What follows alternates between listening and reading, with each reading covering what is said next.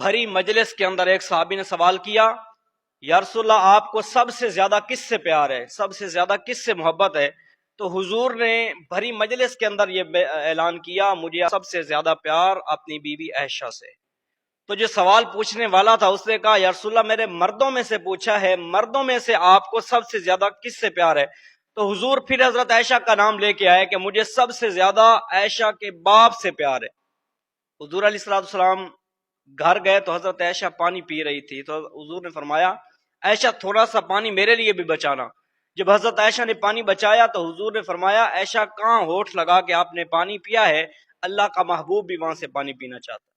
तो हुजूर हजरत आयशा से बड़ा प्यार फरमाया करते थे। हजरत आयशा की उम्र 9 साल है, हुजूर अलैहिस्सलाम की उम्र 50 साल है जब हुजूर की हजरत आयशा से शादी हुई।